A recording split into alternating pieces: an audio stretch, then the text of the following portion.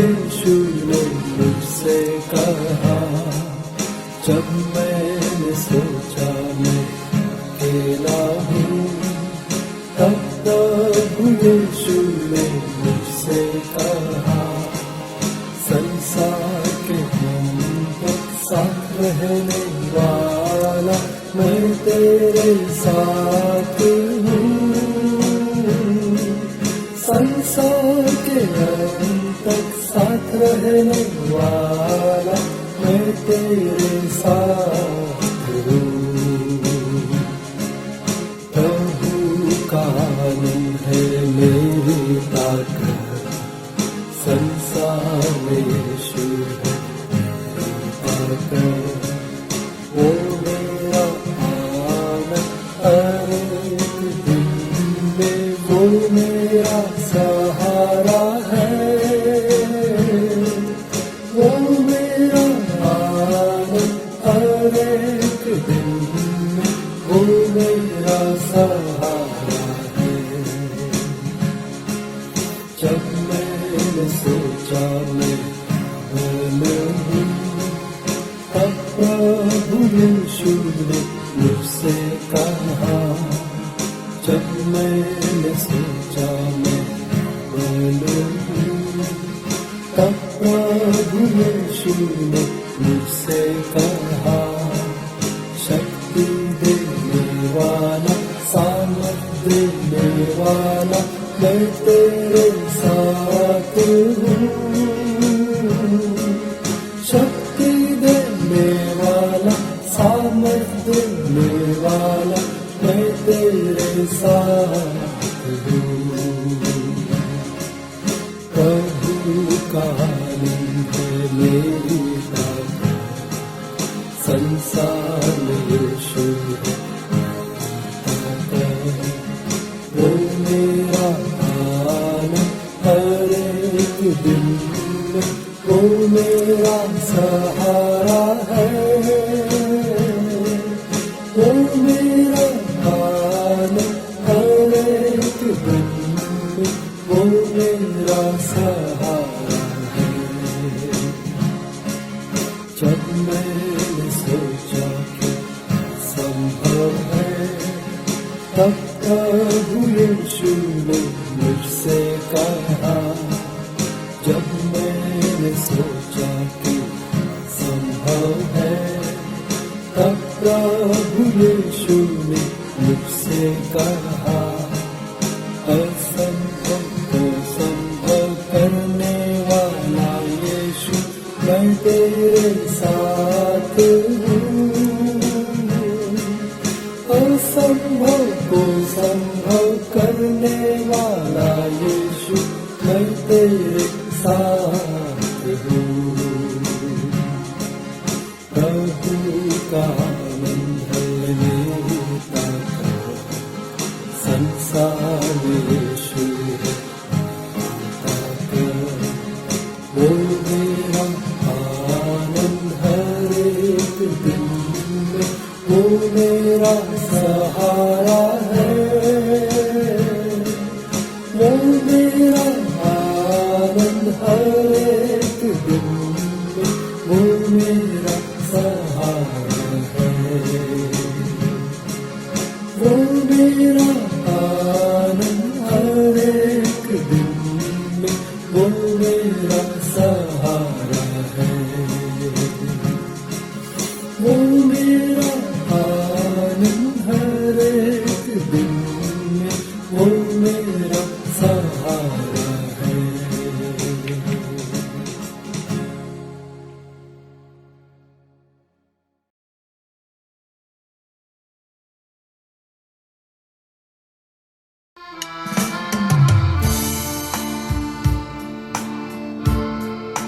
तू मेरा शरण स्थान, तू मेरा गढ़ है। संकट में मेरा दोस्त, मेरा प्रभु।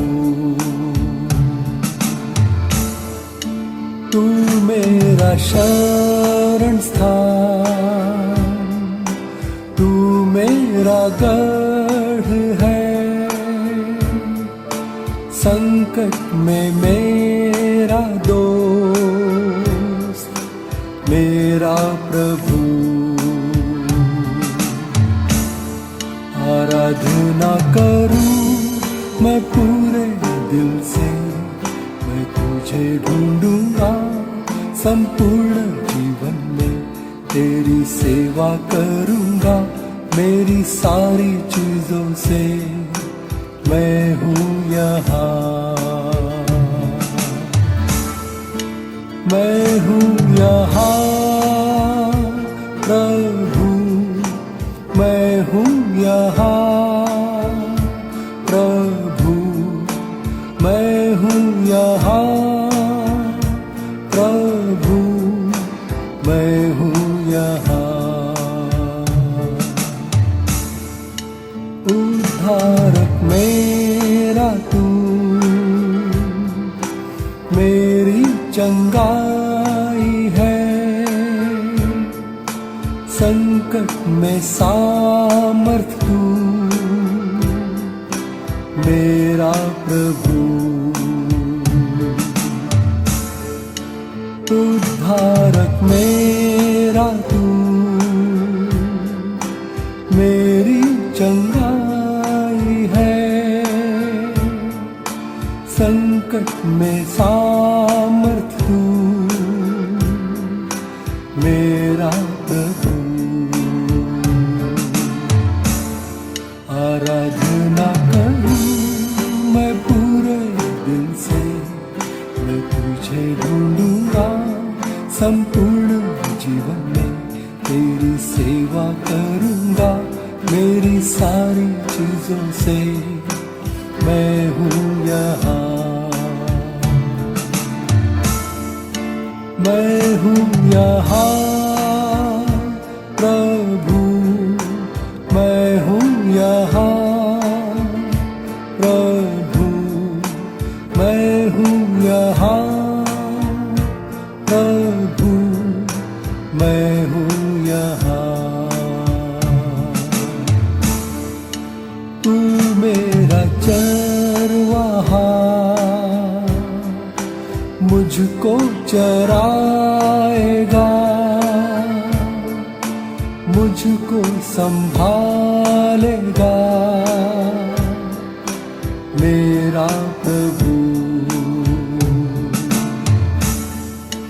तू मेरा चरवाहा, मुझको चराएगा, मुझको संभालेगा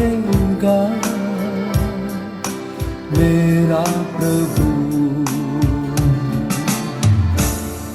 आराधना करूं मैं पूरे दिल से, मैं तुझे ढूंढूंगा संपूर्ण जीवन में, तेरी सेवा करूंगा मेरी सारी चीजों से। मैं हूँ यहाँ, मैं हूँ यहाँ प्रभु, मैं हूँ यहाँ प्रभु, मैं हूँ यहाँ प्रभु, मैं हूँ यहाँ, मैं हूँ यहाँ, मैं हूँ यहाँ।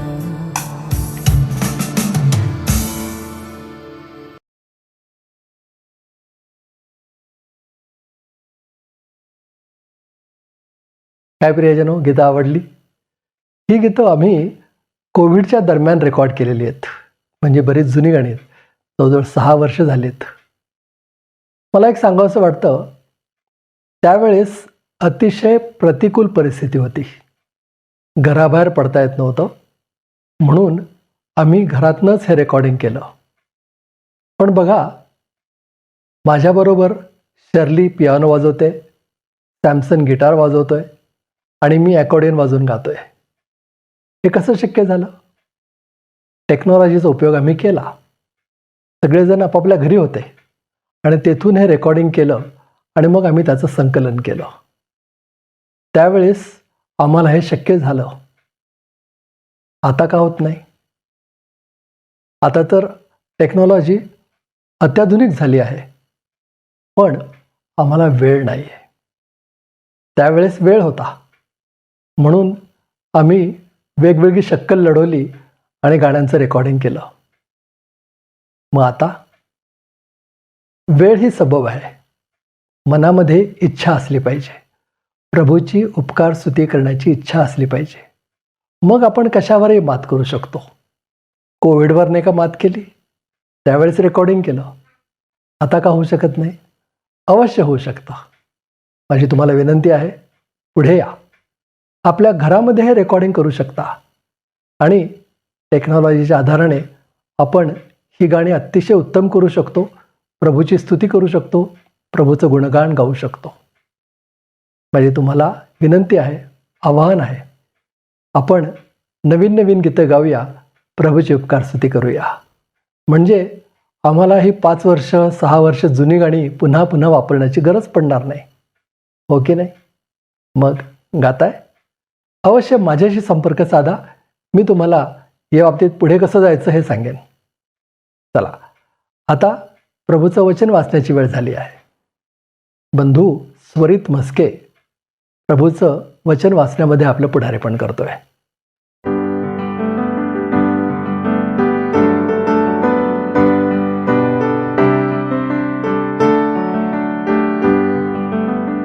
Praise the Lord. सर्वांना प्रभू येशू ख्रिस्ताच्या पवित्र आणि समर्थशाली नावामध्ये सर्वांना माझा प्रीतीचा सलाम.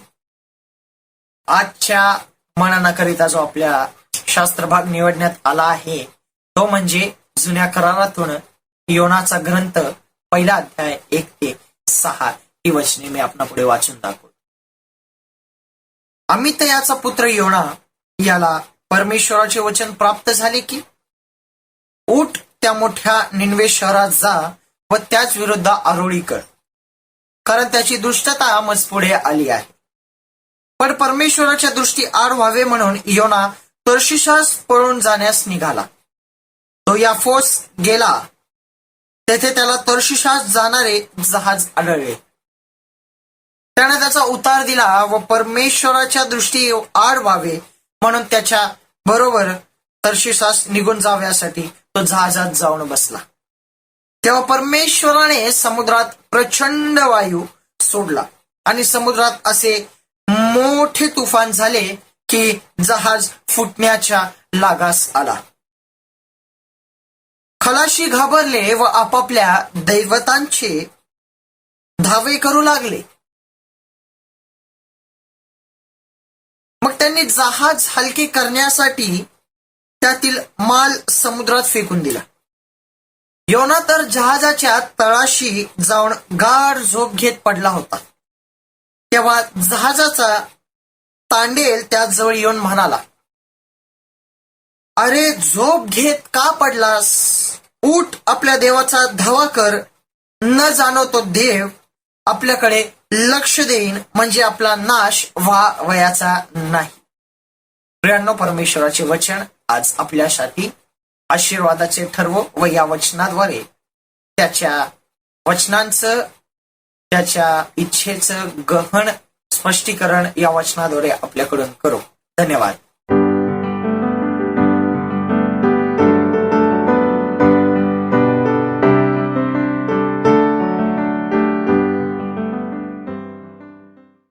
त्वरित प्रभूचं वचन वाचण्यात पुढारीपण केलंस, आपला बहुमूल्य वेळ दिलास, तुझे मनपूर्वक आभार.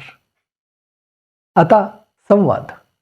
रेव्हरंड संजय डेव्हिड गायकवाड आपल्याशी बोलतायत.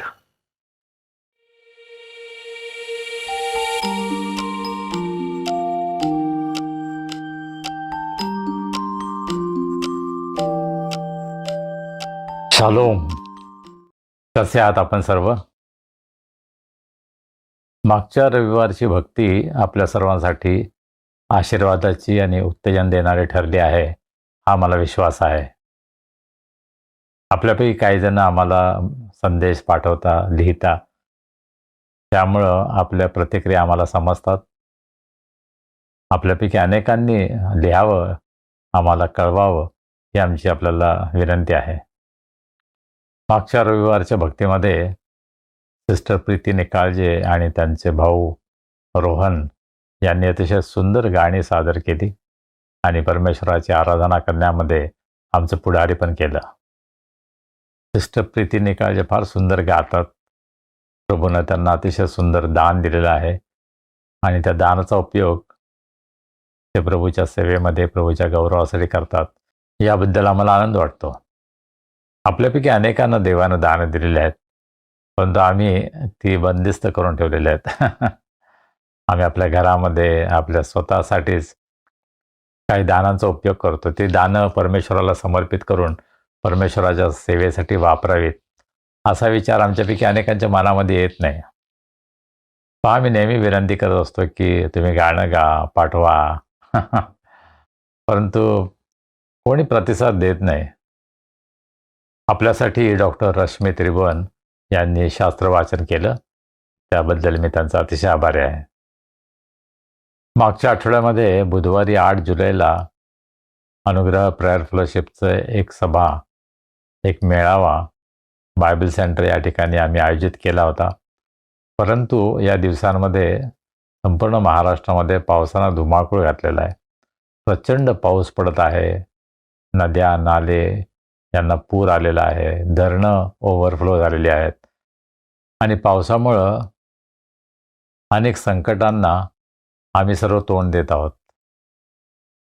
आपल्या या मेळाव्यामध्ये मार्गदर्शन करण्यासाठी डॉक्टर अनुपमा उजगरे या ठाण्याहून येणार होत्या, परंतु मुंबई पुण्याचे सर्व रस्ते बंद झालेले आहेत, ट्रेन्स बंद झालेल्या आहेत. त्यामुळे त्यांना आपलं तिकीट रद्द करावं लागलं. त्या येऊ शकल्या नाहीत.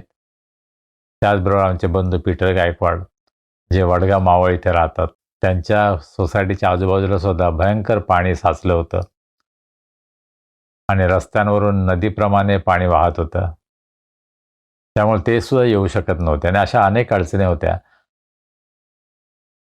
माझी खूप इच्छा होती की बुधवारी घ्यावाच, परंतु आपल्यापैकी अनेकांनी सूचना केल्या की कदाचित हे योग्य होणार नाही आणि म्हणून आम्ही एक पोल घेतला, विचारलं आणि 10 जणांनी सांगितले की काही घेऊ नका, तुम्ही पुढे घ्या. आणि त्यानुसार आम्ही निर्णय घेतला की आम्ही ज्यावेळेस परिस्थिती योग्य असेल त्यावेळेस हा मेळावा आपण नक्की घेणार आहोत.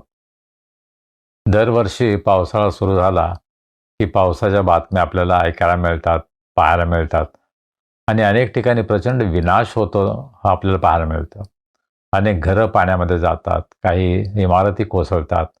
पुण्यामध्ये मोशीमध्ये एक इमारत कोसळली आणि 14 जण त्या खाली अडकले होते. मी जेव्हा बातमी ऐकली त्यावेळेस 3 जणांचा मृत्यू झाला होता. मुंबईमध्ये सुद्धा एक इमारत कोसळली आणि त्या ठिकाणी 5 जणांचा मृत्यू आला. एका स्कूल बसवर झाड पडलं आणि 10 मुलं त्यामध्ये अडकली होती त्यामध्ये आणि त्यापैकी एका मुलाचा मृत्यू झाला. आणि दरवर्षी पावसाळ्यामध्ये अशा भयंकर गोष्टी घडतात आणि पुष्कळदा निसर्गाला दोष देण्यापेक्षा मानव त्यासाठी जबाबदार आहे. नाल्यांची सफाई होत नाही, जी झाडं आहेत त्याची पाहणी करण्याची गरज असते, झाडांच्या फांद्या तोडण्याची आवश्यकता असते. अशा अनेक गोष्टी पावसाळा येण्यापूर्वी त्याची तयारी करायची असते. परंतु आपण पाहतो की प्रत्येक वेळेस काही ना काही कारणं सांगून या प्रकारची तयारी होत नाही आणि त्याचा फटका सर्वसाधारण जनतेला बसतो, तुम्हाला आणि आम्हाला बसतो आणि हकनाक लोकांचे जीव जातात आणि ही अतिशय दुःखाची गोष्ट आहे. मागच्या महिन्यामध्ये मी मुंबई एअरपोर्टला चाललो होतो आणि पहिल्यांदाच आम्ही मिसिंग लिंकमधून जात होतो आणि ड्रायव्हरने सांगितले किती सुंदर आहे, 12 किलोमीटरचा रस्ता आहे आणि इंजिनिअरिंगचं एक अद्भुत आविष्कार आहे, अशा प्रकारचं त्याचं वर्णन केलं जात होतं. आणि या गेल्या काही दिवसांमध्ये मिसिंग लिंकचं काय झालं, ती लिंकच आता मिसिंग आहे. कारण त्या मिसिंग लिंकच्या तोंडाजवळच एक दरड कोसळली, रस्ता बंद झाला. याचा अर्थ सरकारनं योग्य प्रकारे तयारी केली नव्हती. हो, आम्ही निसर्गाला दोष देऊ शकतो. निसर्गाचा कोप झाला, समुद्र खवळला, नद्यांना पूर आले, त्याला आम्ही काय करणार, अशा प्रकारे सबबी सांगितल्या जातात. परंतु आम्हाला जी तयारी करणं आवश्यक आहे ती तयारी आम्ही पुष्कळदा करत नाही. हा आमचा दोष आहे हे आपण पुष्कळदा कबूल करत नाही आणि त्यामध्ये अनेक निरपराध लोकांचा जीव जातो. ही अतिशय दुःखाची गोष्ट आहे. गेल्या महिन्यामध्ये पाणी नाही म्हणून आम्ही चिंतेमध्ये होतो. अनेक ठिकाणी पाण्याची कपात झाली होती, लोकांना खूप त्रास होत होता. पण आता मात्र त्याच्या विरोधी अशा प्रकारची परिस्थिती आहे. पावसामुळं, पाण्यामुळं लोकांना प्रचंड त्रास होत आहे. आपण प्रार्थना करूया, देवानं मानवांना सुबुद्धी द्यावी. आमच्या हातामध्ये जी काही साधनं आहेत, त्या साधनांचा आम्ही योग्य प्रकारे उपयोग करावा. आम्ही निसर्गाचा नाश करू नये, ज्यामुळं निसर्ग आमच्यावर कोपतो. निसर्गाची आम्ही काळजी घ्यावी, यासाठी आपण प्रार्थना करण्याची गरज आहे. पण भारताला लागलेली एक प्रचंड मोठी कीड म्हणजे भ्रष्टाचाराची कीड. FDAचे आयुक्त तुकाराम मुंडे यांची मुलाखत मी पाहत होतो, त्यांची प्रेस कॉन्फरन्स मी पाहत होतो आणि त्यांनी जी माहिती दिली ती अतिशय धक्कादायक अशी माहिती आहे. पुण्याजवळ मंचर या ठिकाणी त्यांच्या टीमनं छापे घातले आणि दुधामध्ये जे काही भेसळ होत आहे ती पकडण्यात आली आणि दुधामध्ये केमिकल्स, शॅम्पू, पाम ऑइल आणि अशा अतिशय घाणेरड्या गोष्टी या त्या दुधामध्ये टाकण्यात आल्या होत्या आणि हजारो लिटर दूध अशा प्रकारे लोकांना विकलं जात होतं. त्यामधून काही लोकांना प्रचंड फायदा होत असेल, परंतु लोकांच्या जीवाशी ते खेळत आहेत याची त्यांना पर्वा नाही. पहा, लहान मुलांना त्यांचं आरोग्य चांगलं असावं म्हणून आईवडील दूध देतात, परंतु त्या दुधामध्येच अशा प्रकारे जर मिलावट असेल, भेसळ असेल, ते दूध त्यांच्यासाठी विष झालेलं आहे. दुसरी एक मुलाखत मी पाहत होतो, एक सुप्रसिद्ध वार्ताहर राहुल कुलकर्णी ते मुलाखत घेत होते आणि शिंदे नावाचे गृहस्थ आहेत की ज्यांनी यावर एक चित्रपट काढलेला आहे आणि आमचं अन्न हे कसं स्लो पॉयझनिंग आहे, हळूहळू आम्ही विष प्राशन करत आहोत, घेत आहोत, या अर्थाचा तो चित्रपट आहे. आणि हा चित्रपट त्यांना का बनवावा असं वाटला? ते खरं म्हणजे व्यावसायिक आहेत, परंतु त्यांनी पाहिले की त्यांच्या एका मित्राचा मुलगा 6 वर्षाचा तो कॅन्सरनं मरण पावला आणि कॅन्सर का झाला? तर अन्नामध्ये जी असलेली भेसळ आहे त्याच्यामुळं. आणि त्यावर त्यांनी खूप अभ्यास केला आणि मग त्यांच्या लक्षात आलं की किती प्रचंड प्रकारची भेसळ आज सगळीकडे होत आहे आणि ती एक्सपोज करण्यासाठी, ती उघड करण्यासाठी त्यांनी हा चित्रपट बनवलेला आहे. मग आपल्याला माहिती आहे की सर्व ठिकाणी, सर्व क्षेत्रामध्ये प्रचंड प्रकारचा भ्रष्टाचार चालू आहे आणि भ्रष्टाचार ही आम्हाला लागलेली फार मोठी कीड आहे. ख्रिस्ती समाज, ख्रिस्ती मंडळी यापासून मुक्त आहे का? नाही. ख्रिस्ती मंडळांमध्ये सुद्धा भ्रष्टाचार आहे. पैशाचा गैरव्यवहार केला जातो, पैसे खाल्ले जातात. अशा प्रकारचं चित्र आम्हाला अनेक मंडळांमध्ये दिसून येतं. आम्हाला आमचे हिशोब नीट ठेवता येत नाही, वेळेवर आम्ही आपले हिशोब सबमिट करत नाही.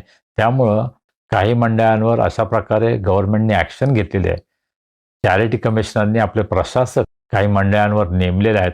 अशा प्रकारचे चित्र आपल्याला महाराष्ट्रामध्ये, भारतामध्ये अनेक ठिकाणी पाहायला मिळतं आणि अतिशय वाईट अशा प्रकारचे साक्ष आज मंडळीमधून जगाला मिळत आहे की मंडळीमध्ये सुद्धा भ्रष्टाचार आहे. अनेक पदांसाठी पैसे दिले जातात. मी तरुण असताना माझ्या पप्पांनी मला सांगितलं होतं की बिशपच्या निवडणुकीमध्ये पैसा वाहतो, पैसा वाटण्यात येतो.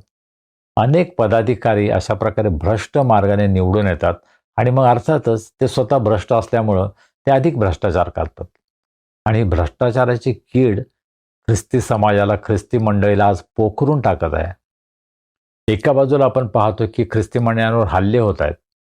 अनेक ख्रिस्ती सेवक जे अतिशय विश्वासूपणे, प्रामाणिकपणे सेवा करत आहेत, त्यांचा छळ होत आहे आणि दुसरीकडे आपण पाहतो की अनेक मंडळांमध्ये भ्रष्टाचार आहे.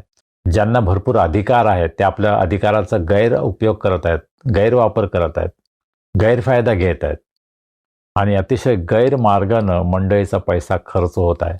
अनेक मंडळांचा पैसा कोर्ट केसमध्ये जात आहे. ही अत्यंत दुःखदायक गोष्ट आहे आणि आम्हा सर्वांना पश्चाताप करण्याची गरज आहे. आम्हा सर्वांना अश्रू ढाळण्याची गरज आहे. आज आपण जगाकडे पाहतो आणि जगाला दोष देतो की जगामध्ये हे आहे, ते आहे, पण आज आम्ही स्वतःकडे पाहण्याची गरज आहे. आमच्या मंडळीमध्ये, आमच्यामध्ये दोष आहेत, त्यासाठी आम्हाला वाईट वाटायला हवं. त्यासाठी आम्ही पश्चाताप करण्याची गरज आहे. मला माहीत आहे असा विषय आहे की याच्यावर जितकं आपण बोलावं तितकं कमीच आहे, परंतु या सर्व गोष्टी पाहिल्यानंतर आपल्याला दुःख व्हायला पाहिजे. आपण प्रार्थना करायला पाहिजे. मध्यस्थीच्या प्रार्थनेमध्ये अशा प्रकारची प्रार्थना तुम्ही ऐकली का हो कधी? की प्रभू, आमच्या मंडळीमध्ये जर काही भ्रष्टाचार असेल तर तो तू दूर कर. आमची मंडळी सत्यामध्ये नीतिमत्वामध्ये चालावी यासाठी आम्हाला मदत कर, अशी प्रार्थना आपण केली का?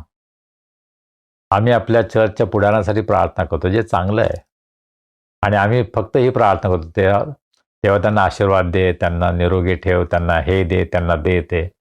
परंतु आपण अशी प्रार्थना केली का की आमच्या नेत्यांनी भ्रष्टाचार मुक्त जीवन जगावं, म्हणून त्यांना सहाय्य कर, त्यांनी सरळ जीवन जगावं, त्यांनी सत्याच्या मार्गाने चालावं, यासाठी प्रभू त्यांना तू कृपा पुरव, अशी प्रार्थना आपण केली का? इथून पुढे आपण ते करूया. देव बाप आपल्या सर्वांना आशीर्वाद करो.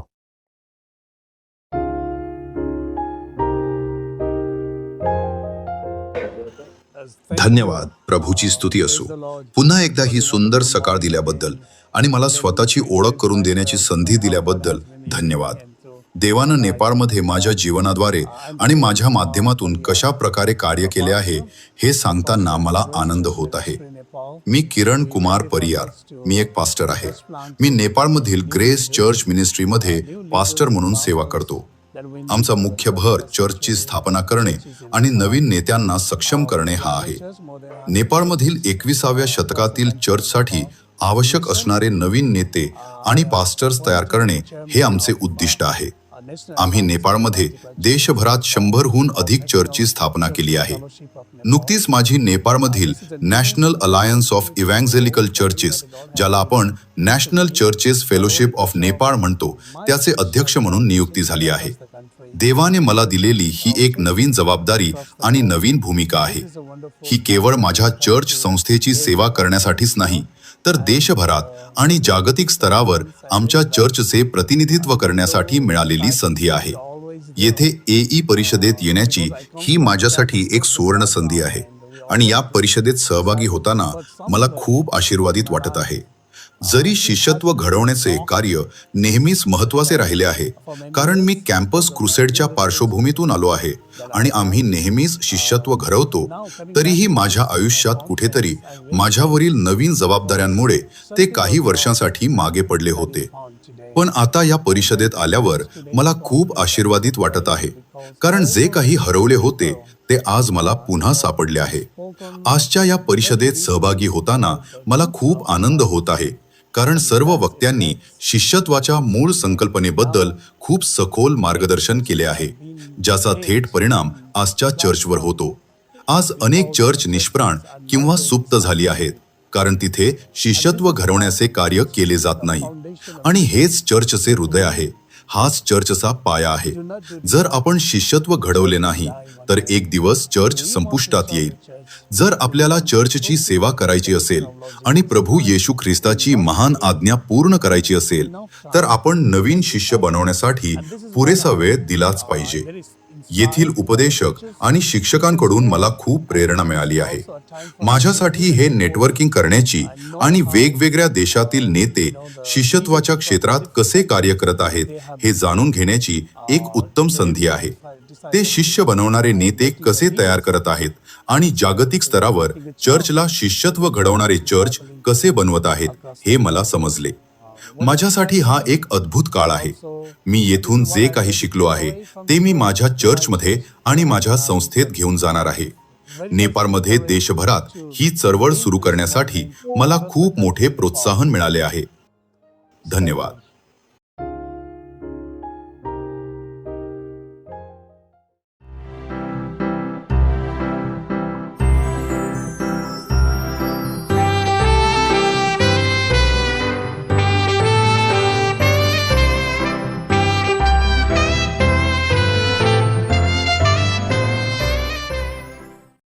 प्रियजनो, आता वेळ झाली आहे दानार्पणाची. आपल्या परिचयाचे गीत गाऊया आणि आपलं दान प्रभूच्या चरणी आणूया.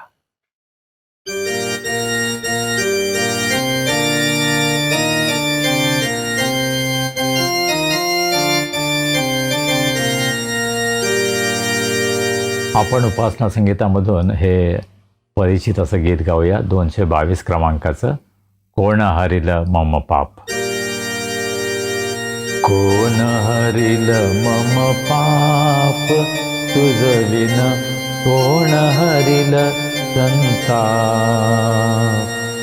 ध्यान धारणा जप तप अवघा निष्फळ झाला व्याप, निष्फळ झाला व्याप तुझविन कोण हरिल संताप.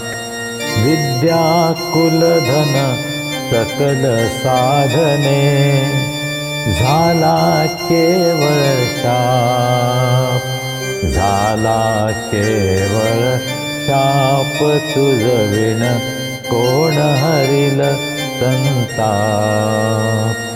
मित्र बंधुगण नचये कामा जननी किंवा बाप, जननी किंवा बाप तुझविन कोण हरिल संताप. मजपतीचास्तव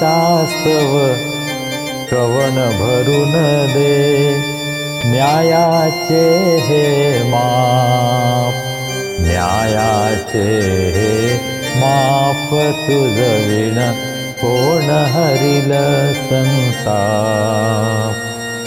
गळ्यातला हा कोणी काढावा मोह भयंकर साप, मोह भयंकर साप तुझविन कोण हरिल संताप.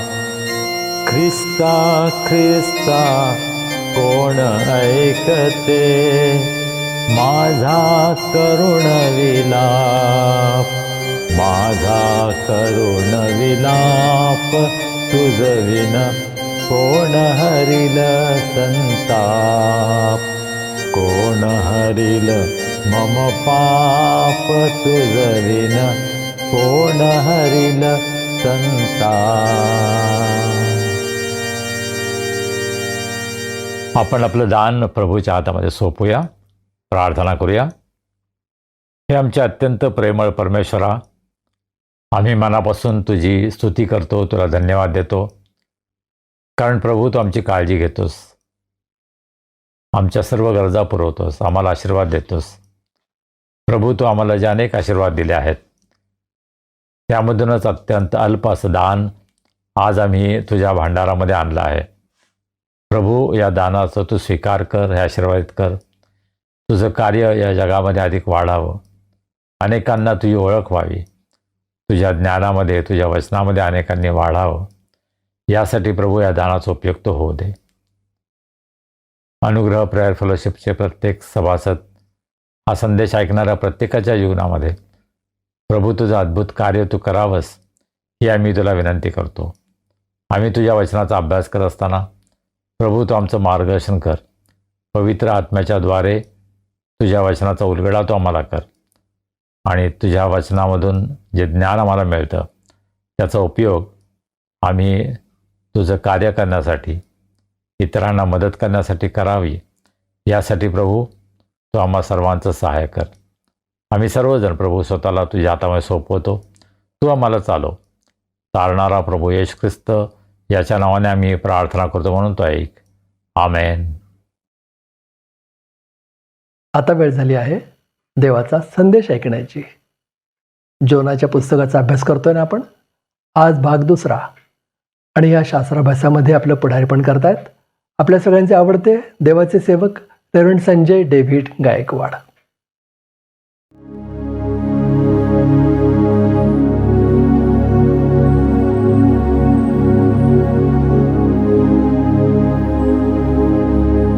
आपण वचनाच्या अभ्यासाकडे वळूया.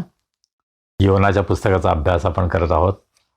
मागच्या रविवारी आपण या पुस्तकाच्या अभ्यासाला सुरुवात केली आणि या पुस्तकाची तोंडओळख आपण करून घेतली आणि फक्त 2च वचनांचा अभ्यास आपण करू शकलो. आणि आज आपण 3ऱ्या वचनाचा अभ्यास करणार आहोत. आजच्या मननासाठी जो शास्त्रभाग आहे त्याचं वाचन आपल्यासाठी त्वरित मस्के यानं केलं. त्वरितनं 8 जुलैला त्याचा वाढदिवस सेलिब्रेट केला आणि आम्ही सर्वांनी त्यासाठी प्रार्थना केला, त्याला शुभेच्छा दिल्या. त्वरित सध्या 12वीचा अभ्यास करत आहे आणि तो अतिशय टॅलेंटेड आहे, अतिशय गिफ्टेड आहे. प्रभूनं त्याला अनेक दानं दिलेले आहेत, त्यांचा उपयोग तो प्रभूच्या सेवेसाठी करत आहे, याचा आम्हाला अतिशय आनंद वाटतो.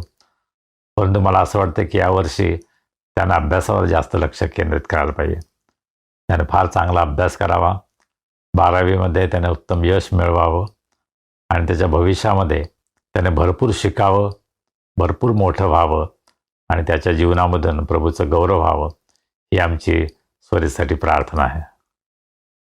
योनाचं पुस्तक, पहिला अध्याय, मी पहिल्या वचनापासून पुढे वाचतो. अमित्याचा पुत्र योना याला परमेश्वराचं वचन प्राप्त झालं की उठ, त्या मोठ्या निनवे शहरात जा व त्याच्या विरुद्ध आरोळी कर, कारण त्याची दुष्टता मजपुढे आली आहे. पण परमेश्वराच्या दृष्टीआड व्हावे म्हणून योना तार्शिसास पळून जाण्यास निघाला. तो याफस गेला. तेथे त्याला तार्शिसास जाणारे जहाज आढळले. त्याने त्याचा उतार दिला आणि परमेश्वराच्या दृष्टीआड व्हावे म्हणून त्यांच्याबरोबर तार्शिसास निघून जावयासाठी तो जहाजात जाऊन बसला. मागच्या रविवारी आपण योनाच्या पुस्तकाची पार्श्वभूमी पाहिली. योनाविषयी आपण जाणून घेण्याचा प्रयत्न केला आणि पहिल्या 2 वचनांमध्ये परमेश्वराचं वचन योनाला प्राप्त झालं आणि परमेश्वराचा जो आदेश आहे तो काय होता हे आपण पाहिलं. परमेश्वरानं योनाला निनवे शहरात जाण्यास सांगितलं आणि आरोळी मारून संदेश द्यायला सांगितलं. आणि त्याचं कारण काय होतं, तर त्या शहरामधील दुष्टता देवाच्या समोर आली होती, देवाच्या नजरेसमोर आली होती. मग वचन काय सांगतं, परमेश्वराच्या दृष्टीआड व्हावं म्हणून योना निघाला. परमेश्वरानं योनाला एक आदेश दिला होता की तुला निनवे शहरात जायचं आहे, परंतु त्याला ते टाळायचं होतं. निनवे शहरात जाण्याची त्याची इच्छा नव्हती. परंतु आता या ठिकाणी वचनात आपण काय होतं, परमेश्वराच्या दृष्टीआड व्हावं. काही ठिकाणी असा शब्द वापरला की परमेश्वराच्या सानिध्यापासून दूर जावं, परमेश्वरापासून लपावं म्हणून योना चाललेला आहे. आणि मानवाची परमेश्वरापासून लपण्याची ही जी प्रवृत्ती आहे त्याची सुरुवात कुठे झाली बरोबर, एदेन बागेमध्ये. आदामानं जेव्हा आज्ञाभंग केला, आज्ञा मोडली, तेव्हा परमेश्वरापासून तो लपला. परमेश्वरानं जेव्हा त्याला हाक मारली, आदामा आदामा तू कोठे आहेस, त्यावेळेस त्याने काय सांगितलं, मला भीती वाटली आणि मी लपलो आहे. आज्ञाभंगाचा परिणाम हा आहे की मनुष्य भीतो, लपून बसतो. परंतु मानवाला हे लक्षात येत नाही की परमेश्वराच्या दृष्टीआड त्याला जाताच येत नाही. परमेश्वर सर्वव्यापी आहे, सर्वत्र आहे. त्याच्या सानिध्यापासून आम्ही पळण्याचा किती प्रयत्न केला तरी आम्ही जाऊ शकत नाही. आणि योनाच्या जीवनामध्ये आपल्याला पाहायला मिळतं आणि त्याचा परिणाम काय झाला, योना काय शिकला, हे सर्व आपण या पुस्तकामध्ये अभ्यास करणार आहोत. दावीद राजा परमेश्वराच्या सानिध्याविषयी काय बोलला ते आपण स्तोत्र 139 त्यामध्ये वाचतो. स्तोत्र 139 7व्या वचनामध्ये दावीद राजा असं म्हणतो, मी तुझ्या आत्म्यापासून कोठे निघून जाऊ, तुझ्या समक्षतेपासून कोठे पळून जाऊ. मी वर आकाशात चढलो तरी तेथे तू आहेस, अधोलोकी मी आपले अंथरूण केले तरी पहा तेथे तू आहेस. मी पहाटेचे पंख धारण करून समुद्राच्या अगदी पलीकडल्या तीरावर जाऊन राहिलो तरी तेथेही तुझा हात मला चालवेल, तुझा उजवा हात मला धरून ठेवेल. अंधकार मला लपवो, माझ्या भोवतालच्या प्रकाशाचा काळोख हो, असे जरी मी म्हणालो तरी अंधकार देखील तुझ्यापासून काही एक लपवत नाही. रात्र दिवसाप्रमाणे प्रकाशते, काळोख आणि उजेड हे तुला सारखेच आहेत. परमेश्वराच्या दृष्टीपासून काहीही लपत नाही. आणि पहिल्या मानवाने जे केलं तीच गोष्ट प्रत्येक पिढीमध्ये मानव करत आलेला आहे. परमेश्वराच्या सानिध्यापासून, परमेश्वराच्या उपस्थितीपासून दूर कसं पळता येईल या दृष्टीनं मानव प्रयत्न करत आलेला आहे आणि त्यामध्ये तो अपयशी ठरलेला आहे, हे आपल्याला इतिहासामध्ये पाहायला मिळतं. अगदी जुन्या करारापासून नव्या करारापर्यंत आणि आजपर्यंत हे जे सत्य आहे ते आमच्यासमोर दिसतं की मनुष्य परमेश्वराच्या उपस्थितीपासून सानिध्यापासून दूर जाण्याचा प्रयत्न करत आहे. आणि नव्या करारामध्ये विशेषतः आपल्याला हे चित्र दिसतं की परमेश्वर स्वतः मनुष्याकडे येत आहे. प्रभू येशू ख्रिस्ताच्या द्वारे परमेश्वर देहधारी झाला आणि आमच्यामध्ये त्याने वस्ती केली यासाठी की त्याच्या सानिध्याचा खरा अनुभव आम्हाला घेता यावा. तरीसुद्धा अनेकांनी त्याला ओळखलं नाही आणि आजसुद्धा परमेश्वर या जगामध्ये आला, त्याने या जगामध्ये वस्ती केली. पवित्र आत्म्याच्या द्वारे आजसुद्धा तो आमच्यामध्ये आहे, तरीसुद्धा आम्ही त्याला ओळखत नाही. ही आज जगाची वस्तुस्थिती आहे. तर योना परमेश्वराच्या दृष्टीपासून, परमेश्वराच्या सानिध्यापासून दूर जाण्याचा प्रयत्न करत होता. साऊथ एशिया बायबल कॉमेंट्रीमध्ये कॉमेंटेटर 4 गोष्टी सांगतात, 4 कारणं आहे ज्यामुळं योना निनवेला जाण्यासाठी तयार नव्हता. पहिली गोष्ट म्हणजे तो पहिला संदेष्टा झाला असता की जो इस्रायलाच्या बाहेर जाऊन परमेश्वराच्या वचनाची घोषणा करतो. योनापर्यंत आत्तापर्यंत कोणीही इस्रायलच्या बाहेर गेले नव्हते. जे संदेष्टे आहेत त्यांनी इस्रायल देशामध्येच संदेष्ट्यांची सेवा केली. त्यांनी कदाचित परराष्ट्रीयांना संदेश दिला असेल, परंतु ते इस्रायलच्या बाहेर गेले नव्हते. योना पहिला आहे की ज्याला इस्रायल देश सोडून बाहेर निनवे शहरामध्ये जाण्यासाठी परमेश्वर आदेश देतो आणि तो स्वीकारण्याची योनाची तयारी नाही.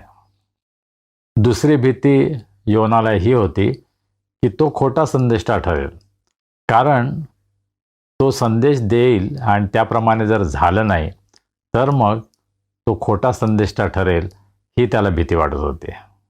तिसरी गोष्ट योनाला ही भीती वाटत असावी, निनवे शहर हे अश्शूरी लोकांचं महत्त्वाचं शहर होतं आणि जर त्यांनी परमेश्वराच्या आज्ञेचं पालन केलं तर ते कदाचित अधिक ताकदवान होतील आणि त्यांचा नाश व्हावा ही त्याची मनापासून इच्छा होती. त्यांची सुधारणा व्हावी, ते अधिक बलशाली व्हावेत, हे अजिबात योनाला वाटत नव्हतं आणि म्हणून निनवेला जाण्याचं त्याने टाळलं. चौथी भीती योनाला ही वाटत असावी की मला जो संदेश द्यायचा आहे तो अत्यंत कठीण संदेश आहे. जर त्यांनी तो स्वीकारला नाही तर ते दुष्ट लोक ते मला सुद्धा मारू शकतील आणि म्हणून स्वतःच्या जीवाची भीतीसुद्धा त्याला वाटली असेल. अशा वेगवेगळ्या शक्यता होत्या ज्याच्यामुळं योनानं ठरवलं की आपण निनवेला न गेलंच बरं आणि म्हणून तो निनवेच्या विरुद्ध दिशेनं तार्शिशकडं पळून जाण्यासाठी म्हणून निघाला. मागच्या रविवारी या पुस्तकाविषयी मी आपल्याला सांगितलं, योनाच्या पुस्तकाविषयी त्यामध्ये लिहिलेलं आहे आणि निनवेचं वर्णन फार सुंदर केलेलं आहे या पुस्तकामध्ये. Nineveh was one of the greatest cities of the world, situated on the east bank of the Tigris, 400 miles from the Mediterranean. It was the capital of Assyria. The stronghold of the city was about 30 miles long and 10 miles wide. It was marvelous in appearance. There were 5 walls and 3 moats canals surrounding it. The walls were 100 feet high and allowed 4 chariots to be driven abreast. There were palaces great and beautiful with the finest of gardens. अशा प्रकारे निनवेचं वर्णन जे केलेलं आहे या कॉमेंट्रीमध्ये ते फार सुंदर आहे. अत्यंत वैभवशाली असं ते शहर होतं. आजकाल एखाद्या मॉडर्न सिटीचा जर आपण विचार केला, मुंबई किंवा न्यूयॉर्क किंवा लंडन किंवा पॅरिस, त्याप्रमाणे निनवे शहर अत्यंत प्रसिद्ध होतं. याविषयी मागच्या वेळेस आपण पाहिलं. तर तिसऱ्या वचनामध्ये आपण काय वाचतो, परमेश्वराच्या दृष्टीआड व्हावे म्हणून योना तार्शिशास पळून जाण्यास निघाला. तो याफोस गेला. आता तार्शिश हे कुठलं गाव आहे, कुठलं शहर आहे, त्याच्याविषयी सुद्धा आपण ऐकलं नाही का. तार्शिशचा उल्लेख केला तर आपल्याला कोणाची आठवण होते, पौलाची. तार्शिश येथील पौल, अशा प्रकारे पौलाचं वर्णन, त्याची ओळख केली जाते. परंतु जुन्या करारापासून नव्या करारापर्यंत अनेकदा तार्शिशचा उल्लेख केलेला आहे आणि विकिपीडियामध्ये तार्शिश शहराविषयी काय माहिती दिलेली आहे त्यास तिथं ही माहिती मिळाली की 25 वेळेस तार्शिसचा उल्लेख हिब्रू बायबलमध्ये केलेला आहे. उत्पत्तीमध्ये आहे, पहिले राजेमध्ये आहे, स्तोत्रामध्ये आहे, यशाच्या ग्रंथामध्ये आहे, इर्मया, यहेजकेल आणि मग योनाच्या पुस्तकामध्ये तार्शिसचा उल्लेख आपल्याला आढळतो. आता तार्शिसविषयी फार रहस्यमय अशा गोष्टी आहेत. तार्शिस म्हणजे फक्त एक समुद्र किनारा होता असं वर्णन काही ठिकाणी आढळतं. काही ठिकाणी तो एक फार मोठा प्रदेश होता, प्रांत होता असं वर्णन आहे. तर काही ठिकाणी ते एक फार उत्तम शहर होतं असा त्याच्याविषयीचा उल्लेख आहे. तार्शिस नेमकं कुठं होतं याविषयी सुद्धा वेगवेगळे अंदाज आहेत, वेगळी माहिती दिली जाते. मध्य पूर्वेतील जो समुद्र आहे, मेडिटेरियन सी, त्या समुद्र किनारी तार्शिस होतं असा एक उल्लेख आहे. काही आधुनिक स्कॉलर्स, शास्त्रज्ञ असं म्हणतात की तार्शिस स्पेनमध्ये होतं. काही संशोधकांचं असं मत आहे की ते इंग्लंडमधील एक भाग होता. तर काही जण असं म्हणतात की ते दक्षिण भारतामध्ये श्रीलंकेमध्ये शहर होतं. अशा प्रकारे तार्शिसविषयी फार मनोरंजक माहिती गुगलमध्ये मिळते, विकिपीडियामध्ये मिळते, तुम्ही ती वाचू शकता. एक गोष्ट नक्की की तार्शिस हे बंदर होतं, कारण योना तार्शिसला जायला निघाला आणि तो एका बोटीने निघाला हे वर्णन आपल्याला पाहायला मिळतं. आता पहा, योना पळून निघालेला आहे. खरं म्हणजे त्याने पळून जायची काय गरज होती? तो अतिशय सन्मानानं जाऊ शकला असता. माझं तार्शिसमध्ये काम आहे, चला मी चाललोय. परंतु पवित्र शास्त्र आम्हाला खरं हे सांगतं की तो पळून चालला होता. तो देवाच्या आज्ञेपासून दूर चालला होता, देवाच्या सानिध्यापासून दूर पळून जाण्याचा प्रयत्न करत होता. आणि तार्शिस हे ठिकाण त्यानं निवडलं. तार्शिसला जाण्यासाठी त्याला जोप्पा, यापो या ठिकाणी यावं लागलं. त्या ठिकाणी आल्यानंतर तो त्या ठिकाणी बंदरात गेला आणि त्याला काय आढळलं? तार्शिसला जाण्यासाठी एक जहाज तयारच आहे. लगेच त्याने तिकीट काढलं, लगेच तो बसला आणि प्रवासाला सुरुवात केली. आता पहा, ह्या सगळ्या घटना ज्या घडत आहेत ना, त्याचा आपल्या सोयीनुसार अर्थ जर लावायचा तर तो हा आहे की पहा, देवाने त्याच्या मार्गाला सर्व अडखळणं दूर केले. खरं देवाचंच मार्गदर्शन होतं की त्याने जावं तार्शिसला. मग देवाच्या आज्ञा मोडण्यासाठी देवानंच त्याला जणू काही परवानगी दिली. अशा प्रकारे सुद्धा आपण बोलू शकतो. त्या ठिकाणी जहाज तयार होतं, त्याला तिकीट काढता आलं, तो बसला आणि निघाला. किती सर्व गोष्टी सोप्या होत्या नाही का? आणि अशा प्रकारची चूक आम्ही सर्वजण करतो. जेव्हा सर्व गोष्टी योग्य रीतीने होत आहेत तेव्हा आम्हाला असं वाटतं की नक्कीच देवाची इच्छा आहे. संकट आले तर ते देवाची इच्छा नाही. संकट म्हणजे आमच्या मार्गामध्ये सैतान अडकळून आणतो. परंतु जर सर्व काही व्यवस्थित सुरळीत चालू आहे त्याचा अर्थ देवाचा आशीर्वाद आहे असं आम्ही समजतो. पहा, तुम्ही एखाद्या चांगल्या ठिकाणी नोकरी करता, तुम्हाला भरपूर पगार मिळतो, तुमच्या घरामध्ये सर्व आनंदी आहेत, तुम्हाला असं वाटतं ही देवाची इच्छा आहे, देवाच्या आज्ञेमध्ये मी राहत आहे. परंतु नाही, कदाचित ते चुकीचं पण असू शकतं. देव कदाचित तुम्हाला दुसरं काहीतरी करायला सांगत आहे, तुम्ही स्वतःच्या इच्छेने करत आहात आणि सर्व चांगलं चालत आहे, याचा अर्थ देवाचा हात माझ्यावर आहे, देवाचा आशीर्वाद आहे असा आमचा गैरसमज होतो, जे चुकीचं आहे. पहा, जे मिशनरींनी सुवार्ता प्रसार केला ना, ते अत्यंत कठीण परिस्थितीमध्ये त्यांनी कार्य केलं. विल्यम केरी यानं जेव्हा ठरवलं की भारतामध्ये येऊन सुवार्ता प्रसार करायचा, त्यावेळेस त्याच्या कमिटीने त्याला सांगितलं, खाली बस, तुला काय गरज आहे जायची, देव कोणाला तरी चांगल्या माणसाला पाठवल. परंतु विल्यम केरी अतिशय जिद्दी होता. तो म्हटलं, नाही, देवानं मला सांगितलेलं मी जाणार. तो भारतामध्ये आला. भारतामध्ये सुद्धा त्याला विरोध झाला. त्याच्या कुटुंबामध्ये त्याला भयंकर त्रास सहन करावा लागला. परंतु त्यानं सेवा करण्याचं थांबवलं नाही. सर्व गोष्टी चांगल्या आहेत याचा अर्थ देवाचा आशीर्वाद आहे, देवाचा हात आहे असा आम्ही गैरसमज करून घेऊ नये.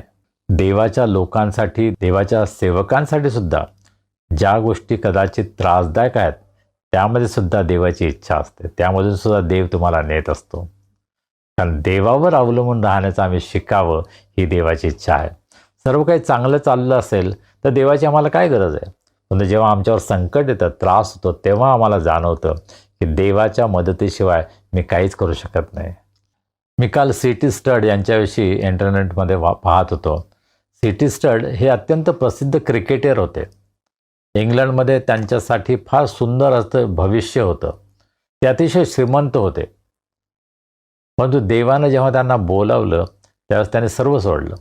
त्यांनी क्रिकेट खेळणं सोडलं, त्यांनी आपली संपत्ती सगळी वाटून टाकली आणि त्या काळामध्ये त्यांनी जी संपत्ती वाटली त्याचा आजच्या काळामध्ये जर हिशोब करायचा झाला तर असं म्हटलेलं आहे की 30 लाख पाऊंड एवढी संपत्ती त्यांनी देवाच्या कार्यासाठी लोकांसाठी देऊन टाकली. ते म्हणले मला काही नको आणि ते चीनमध्ये गेले आणि चायना इनलँड मिशन म्हणून त्यांनी त्याची स्थापना केली.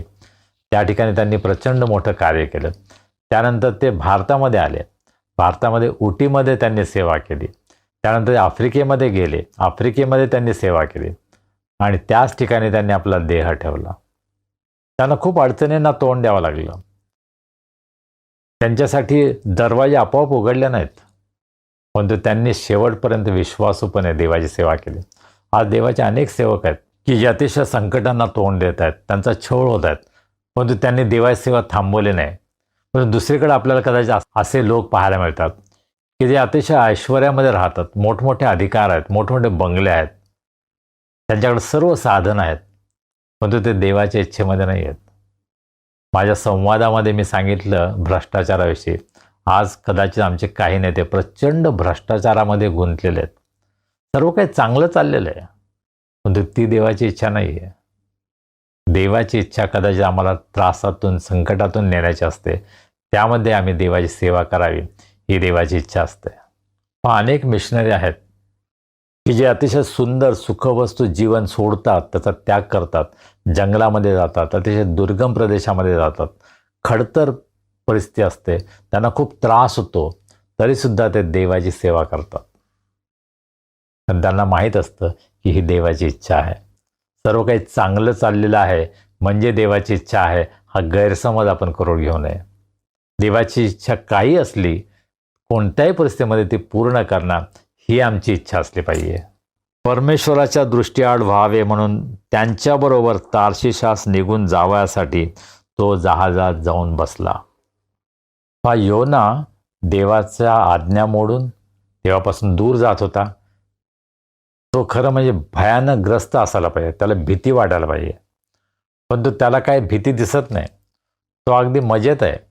छानपैकी तिकीट घेतो, जहाजात बसतो आणि पुढे आपण पाहतो की तो जहाजाच्या खालच्या भागामध्ये जाऊन मस्तपैकी झोपतो ढाराढूर. त्याला काही काळजी नाही, काही भीती नाही की आपण देवाची आज्ञा मोडलेली आहे. आणि कदाचित आमच्यापैकी अनेकांची ही स्थिती आहे की आम्ही देवाच्या आज्ञा मोडतो आणि आम्हाला हे माहीत पण नसतं की आम्ही देवाच्या इच्छेविरुद्ध वागत आहोत. आम्ही देवाला दुखावत आहोत.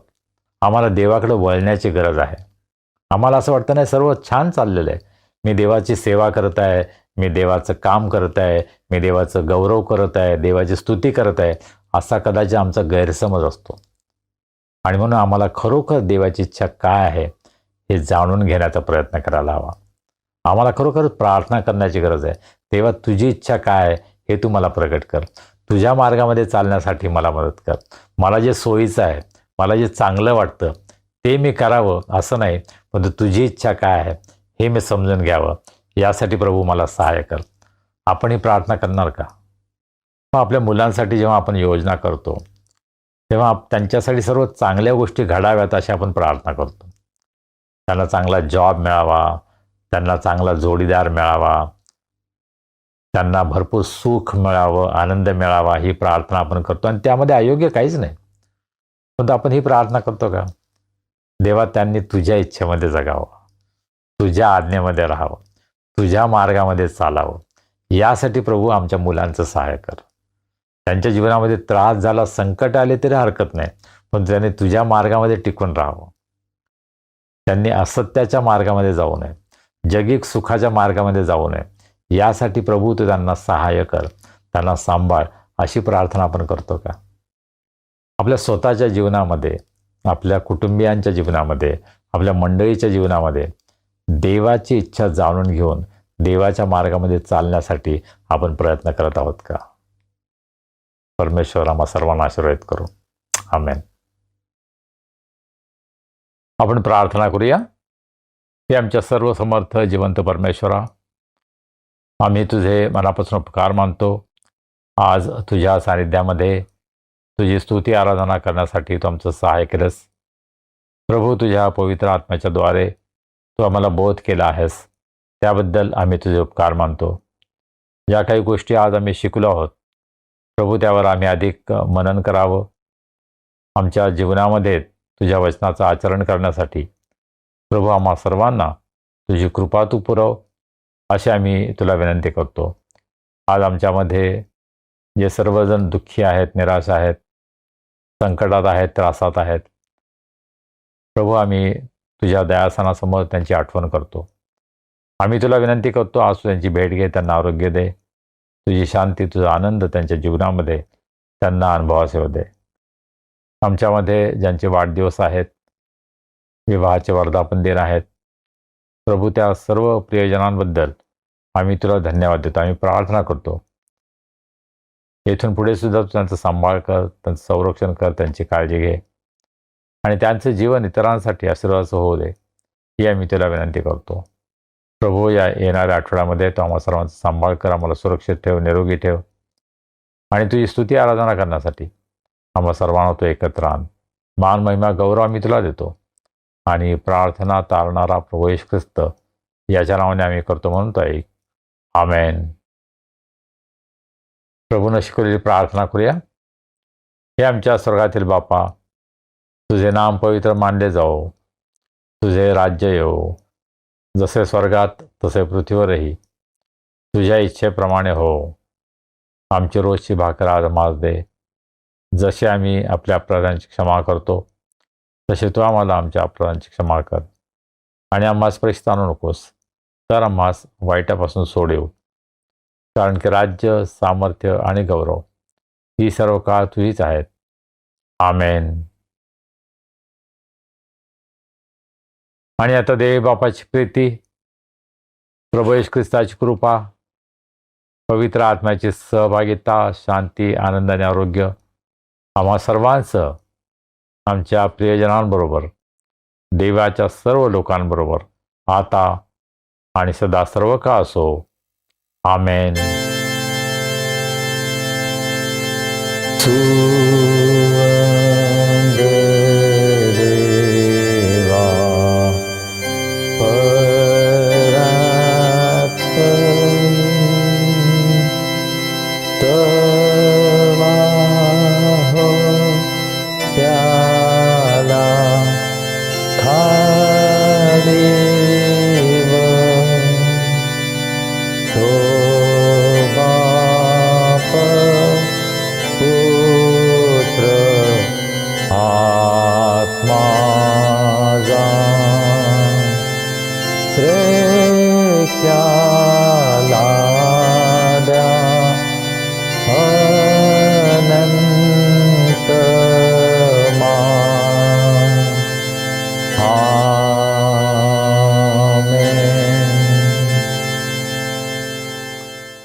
शालोम.